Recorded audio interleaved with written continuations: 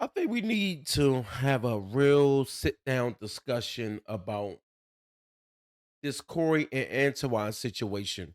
I know that it spiraled out of control because you got a lot of people talking about the situation, but I also noticed that it's a disconnect somewhere. Whereas though people think disrespect is one thing and somebody shouldn't be taking certain things as disrespect. But if you say you invite somebody to the genital areas, that's what's called disrespect. But if you say somebody is kissing the white man's butt, that should not be deemed as disrespect. But then you see some people say, wait a minute, that's the same thing as being disrespected. This is the problem that I have noticed. You got people taking sides. And the problem is when people take sides, they get misinformed about what is respect and what is disrespect.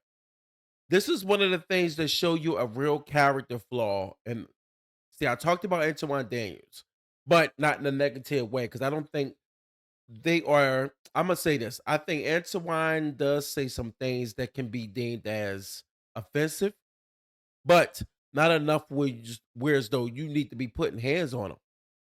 Now, Corey, in the other instance, I'm gonna be real with you. When I really sat down and got a chance to sit on it and also see some of the comments that came on my page, I sat back and I said to myself, I see what's going on when it comes to Corey.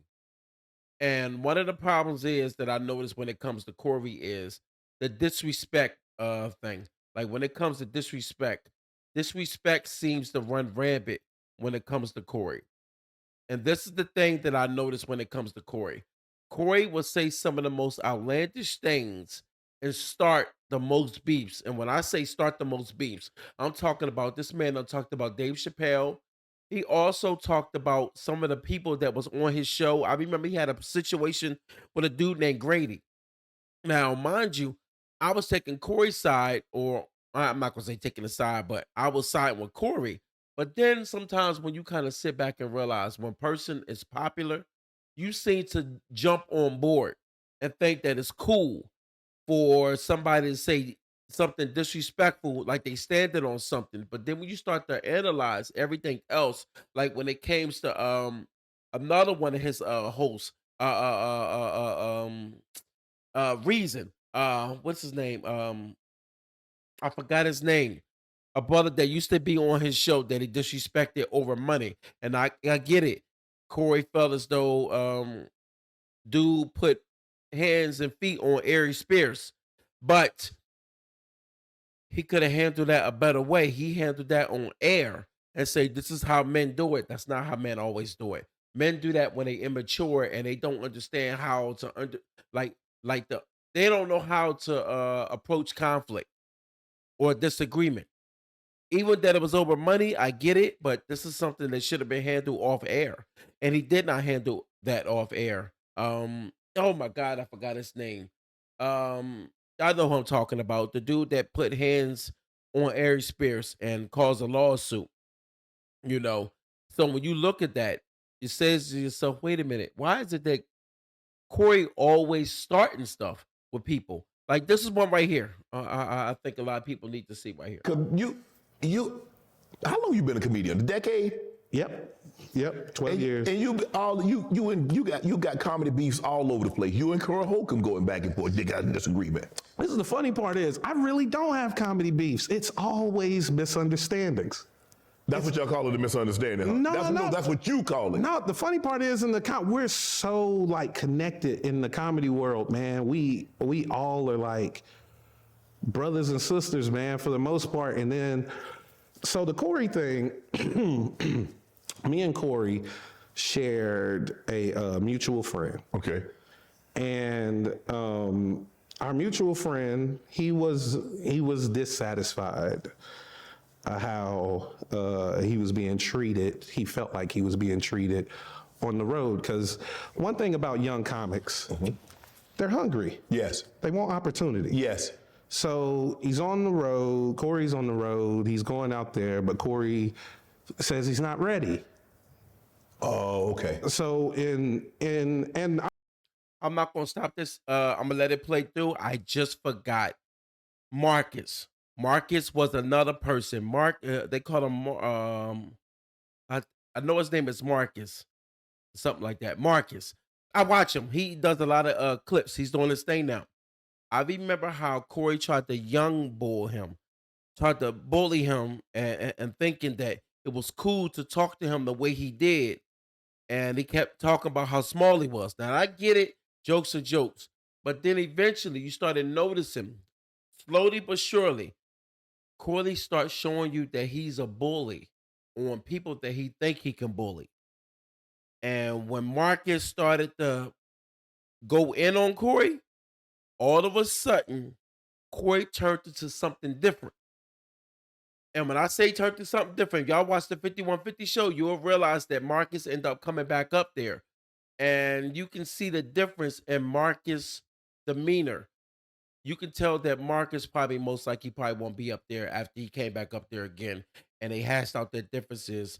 And Marcus didn't even go in on Corey. It was just like, man, hey, brothers go through it, but you know what I mean. But then you heard Corey talking about he fell off the bike or something, some type of moped or whatever, and he got hurt, and he felt offended because he said he wouldn't expect somebody like that he really truly got love for. And I'm sitting back like, damn, this is a guy that's always talking about somebody's part of the backdooria gang. Like he uses this. If y'all watch his show, he always saying men are being violated, taking D up the back. Like after a while, man, it's like, all right, dude. Like it come a time where as though you're not gonna play with every dude that way. And eventually you're gonna meet your maker. You're gonna meet the guy that's gonna put hands and feet on you, or can end up getting to a point where as though your life can be taken. Now we think things are a joke. Things are only a joke till it's not a joke. And if you look up the Cat Williams situation, it was a comedian that got unalived that was not that popular, but he was popular in certain areas, and he got unalived. And we still don't know how a comedian got unalived in Cat Williams' home by a guy that was his bodyguard. We don't know yet. But like I always tell you before, you can play around with people until you start becoming very disrespectful, you know. But I'm gonna let them finish up on the story right here. I understand this. This is just some big brother type shit. Mm-hmm.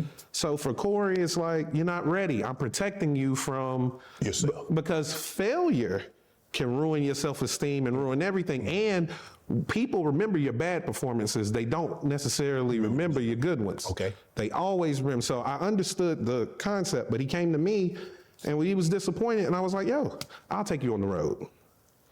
So I took him on the road, and it was clear he didn't have like road etiquette. So we would be out like like you got a team. Everybody on the team represents you. Correct. That is correct. If they do anything, It's me. it's Shannon. They don't even think They don't even mention it. they Yeah. don't even mention their name. Yeah. And he was still moving as an individual on my tour. Oh, okay. Yeah, to the point where, you know, we constantly kept bumping heads. And then he had one night where things really went left, and I like had enough, and like You send him home. I suspended him indefinitely. And See, you could have just listened to Corey, and then everything would have been okay. but the thing was, Corey is still like a big brother to him. So I believe, and I never got to know if this is real or not because me and Corey didn't talk. We squashed it or whatever, but we ain't really talked. But I could tell by the podcast that he was telling Corey. So I'll give you an example. So after I suspended him, I was going to take women comics out on the road because I felt like they were lacking opportunity. And I was in Ontario, California. Okay. And one of the ladies that I had on the show, one didn't show. I like how he's breaking everything down, and I'm gonna tell you why. You get a chance to see how people stir up confusion out here. Now, as men, I understand egos are involved. I understand that. But I also understand is when you got somebody that you look at as a big bro, like a Corey Holcomb. Corey Holcomb sometimes think he can take on other people's situation, and he knows it all. He doesn't know it all. Nobody knows it all. But this is the problem that when people look at somebody as the big homie, which you not, but for some odd reason people take on that role. They tend to think that they can actually manipulate the system and say that this person hating on you or they don't want to see you progress, but at the same time, by you being a big homie, you're the one that's violating too. Because it's like if you don't do what I say, I'm basically gonna leave you out to dry. That's how Corey operates. Show up, one showed up late. Damn. Yeah. So there's a transgender comic by the name of Pink Fox. Okay. It's my dog. Fox was there. So you like, come on. Come on, Fox, get on. Thank you, save me. I got a host. Okay. And he was there. He was like, Dad, you ain't asked me to go up or whatever. He was like, yo, my mom here, my sister here, like whatever.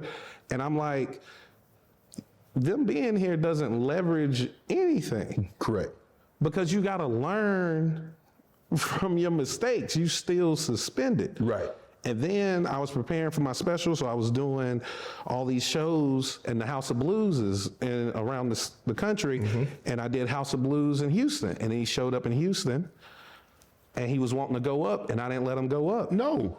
You suspended. You suspended. If you suspended, you don't get to come to work. So he kept telling Corey about the times he's coming out and I'm not letting him up and who I'm letting up instead of him. But did he ever tell Corey that you had suspended him? I have no idea. Oh. So I'm watching and it looks like Corey is like trying to defend him, but also I'm gonna let them finish, but this is the prime reason why when men butt heads and you start acting, I'm not gonna say womanly, but in so many ways, men are very emotional too. This is one of the reasons why things spiral out of control. We already know he's talking about Marcus. I know he's talking about Marcus because Marcus was the one that was on the road with him. And then I remember when they started talking about, the situation between Corey and my man right here. That's when you started to realize that something must have been going on while Marcus is on the road. But that's why we say it's always two sides to the story. As always. is like talking crazy about me. And I'm like, that's cool. He's sitting right there. He'll clear it up. And he sat there week after week after week and did not deny anything Corey said, even though he knew it was all lies. Heartbroken, dog. That hurt me. That hurt me for real. It was so when everybody was watching, it like, oh, they beefing. I ain't care nothing about what Corey was talking about.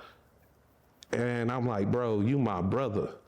You know he lying. You know the things he's saying is not true. You know what happened So between in other words, us. they're making it seem like you gatekeeping, like you trying to prevent him from getting on stage, from shining. Like I'm doing him wrong. And I'm like, bro. And then Corey, go to his Ryan's gay, and he's like, yeah, he rolled with the transgender comedian or whatever they probably dealing with. That's the go-to. Remember I told you that before I even started this video. Corey plays a dangerous game by calling people names that that it's not even proven or fact. And they keep always saying, like, dog, I think it's to a point now where it's, though, people not playing that game no more.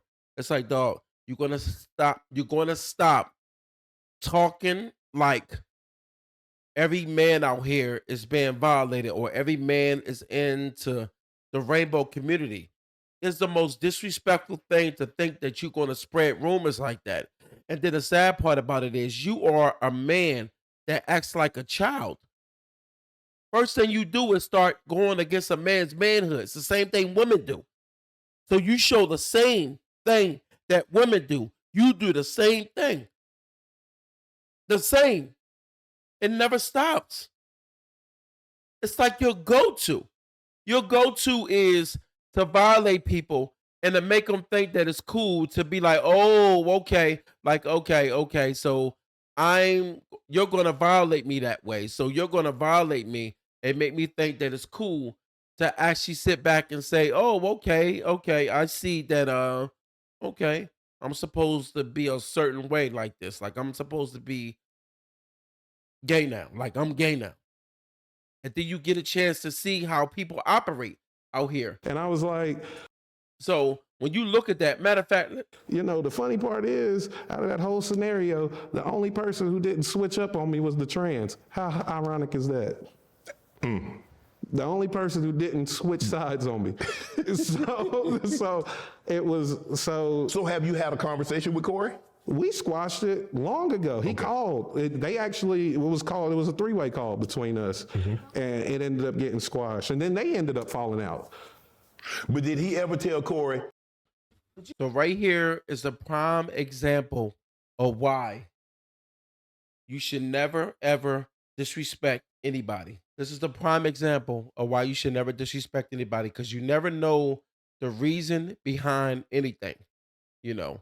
And this is why you should never ever trust people when they say certain stuff because then at the end of the day, it shows you that disrespect will always be disrespect no matter what. Talk about nothing. Well, I tell you what, watch that fucking shit, because that'll go bad. Call it what you want. I don't do no fucking homie. So you see the same thing that's always happening, and it's going to continue to keep happening like this because this is the problems that's going to occur. All right.